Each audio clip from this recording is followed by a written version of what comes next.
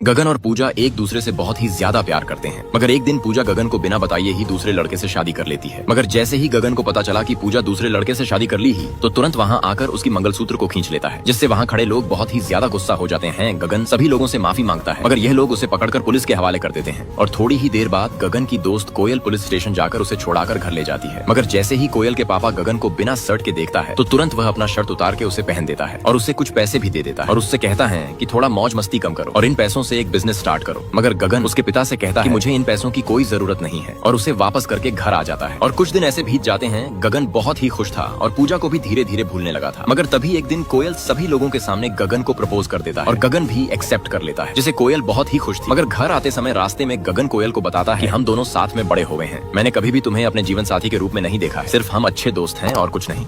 इसके बाद कोयल रोते हुए गगन से कहती है कि कल पढ़ाई के लिए फॉरेन जा रही हूँ। तो गगन उससे पूछता है कि आखिर फॉरेन क्यों जाना है। तुम्हें तो कोयल बताती है कि तुम तो मुझसे प्यार करते हो ही नहीं, और अगर मैं हर रोज तुम्हें देखूंगी तो तुम्हारे लिए बहुत ज्यादा प्यार पड़ेगा, इसीलिए मुझे दूर जाना ही बेहतर होगा। इसके बाद दूसरे दिन ही कोयल चली जाती है और इसके बाद से गगन हर रोज उसकी ही बारे में सोचता रहता। तभी उसके दोस्त गगन से कहते हैं कि तुमने कोयल के साथ अच्छा नहीं किया। और रात को जब यह दोनों घर लौट रहे थे तो रास्ते में बहुत सारे कुत्ते ने इन दोनों को घेर लिया और जब यह दोनों किसी भी तरह वहाँ से भागने की कोशिश कर रहे थे, तभी इन दोनों की मोटरसाइकिल एक कार से टकरा जाता है, जिससे यह दोनों गिर जाते हैं। तभी गगन को कोयल के साथ बीते हुए पल को याद करने लगता है और जैसे ही उसका दोस्त गगन को उठाता है तो गगन कहता है कि मरने से पहले वाला वह 10 पल मुझे कोयल की वह प्यारी चेहरा दिखाई दी, जिससे उसका दोस्त कहता है मैंने तो पहले ही कहा था, वह कोयल ही थी जो तुम्हारी जिंदगी में सुनहरे पल ले आई थी। इसके बाद गगन की आंखों में आंसू आ जाते हैं और गगन तुरंत उसके पिताजी से मिलने चले जाते हैं और उसके पिताजी से कहता है कि मैं कोयल से शादी करना चाहता हूँ, जिससे उसके पिताजी बहुत ही ज्यादा खुश हो जाते हैं। मगर उसके पिताजी गगन को कहते हैं मैं तो शादी के लिए मान गया, मगर क्या तुम्हारी माँ मानेगी। इसके बाद गगन थोड़ा सोच में पड़ जाता है और सुबह होते ही अपनी माँ से कहता है कि मुझे कोयल से शादी करनी है, मगर उसकी माँ मना कर देती, जिससे गगन कहता है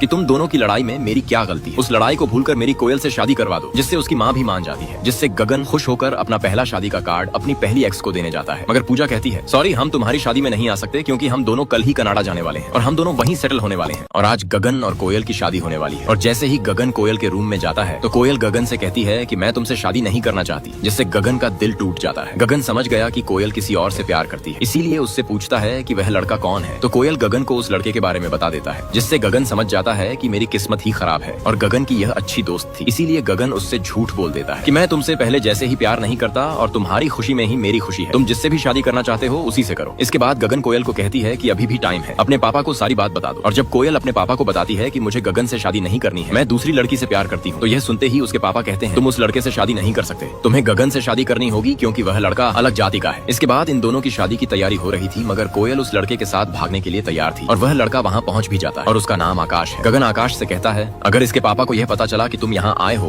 तो तुम्हें नहीं छोड़ेगा। तो आकाश कहता है मैं एक कर्नाटक के होम मिनिस्टर को मैं अच्छी तरह से जानता हूँ और वह इसके पापा से भी बहुत ही खतरनाक है, अगर मैं वहाँ तक पहुँच गया तो उसके पापा हम दोनों को कुछ नहीं कर पाएंगे।